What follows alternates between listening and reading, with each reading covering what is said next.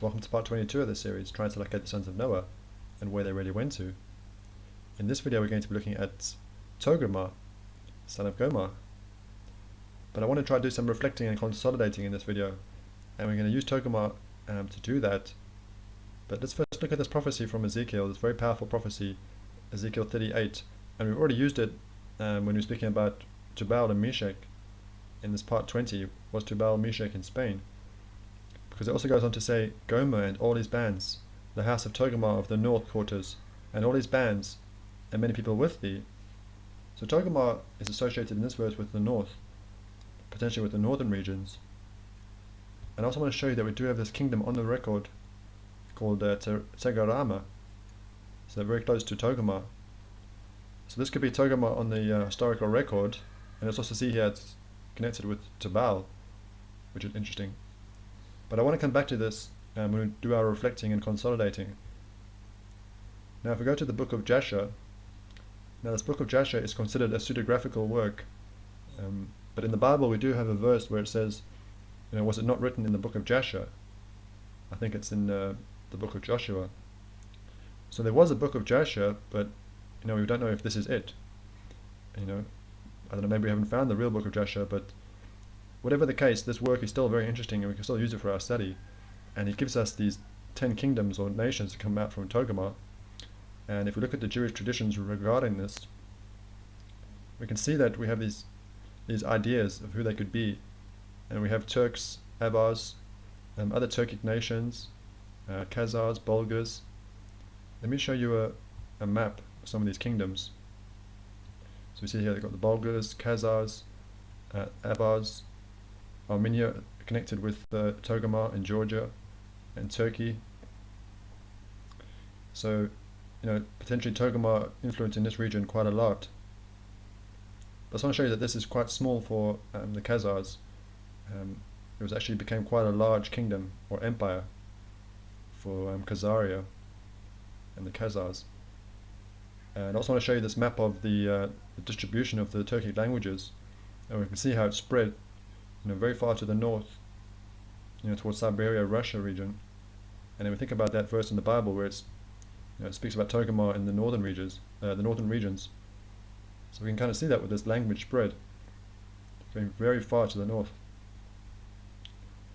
So I wanted to just first give you this, like a little brief introduction, showing what nations Togarmah is associated with, and also there's this idea of this language spread going further north. But I want to come back to this kingdom on the record, Togarmah.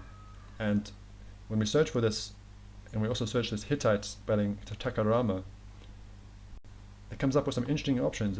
We have this Tigurmi or Tigurmah in Niger, the Zinda region.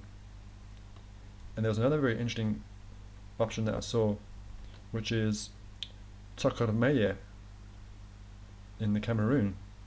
So this could be influenced from the word Togarmah. And this is what I want to speak about now as we reflect and consolidate a little bit, because if we think about some of the work that we've done, if we go back to this earlier part 6, where we spoke about the confusion between Aram potentially and Armenia, and was Mount Ararat in Africa, because we were speaking about potential for because remember, Ararat was connected to Urartu. Is the land of Urartu in this region in Africa? But then we must try to think about what we're actually saying, because then we'd be thinking that the ark would have landed in this region, and that all three sons of Noah would have started in this region in Africa. And then we should see their influence and their descendants being in this region. So that's why I wanted to show you that we do have this Turkic language spread going further north. But when we actually search for this kingdom on the record, we start to have options potentially in Africa. So you can see how we shouldn't just dismiss these options here in Niger and Cameroon, because if we start to reflect on our work, we should actually expect to see potentially kingdoms with names of Japheth in this region, and his descendants potentially influencing this region. And if we look at this Togarmah, it says here that this Hittite king, during his victorious campaign against Mitanni, and we've spoken about Mitanni, that it may have been connected to the Midianites. We spoke about it here in part 17. Was the biblical land of Midian in Central Africa? And we saw this option here where it says Median. Could this be the land of Midian? So potentially what we could be seeing is, this Hittite king campaigning against Midian or Mitanni, but then it says that he halted in Tegarama. Okay, and we do have some potential options for that. We had the option in the Niger and also in the Cameroon. So you can see how we do potentially have options for this Hittite king campaigning against Midian, the land of Midian, but stopping in Tegarama. Just to show you that we do have these options which could support this picture and this work that we're doing.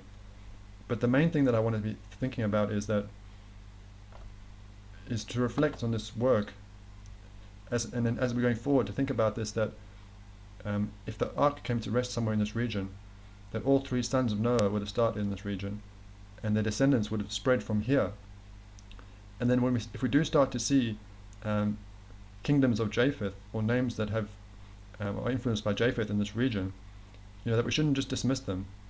So here we're looking for Togarmah, and when we search for it, we do have these options in Niger and Cameroon, and we shouldn't dismiss them, because they potentially actually help our work and support the picture.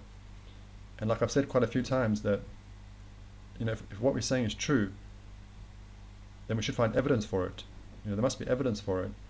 And remember also our video that we did on the Hittites, part 16, where we said DNA evidence connecting the Hittites to Native American Indians, and that brought us to this study on looking at DNA, and we saw that there was Indo-European DNA in Africa.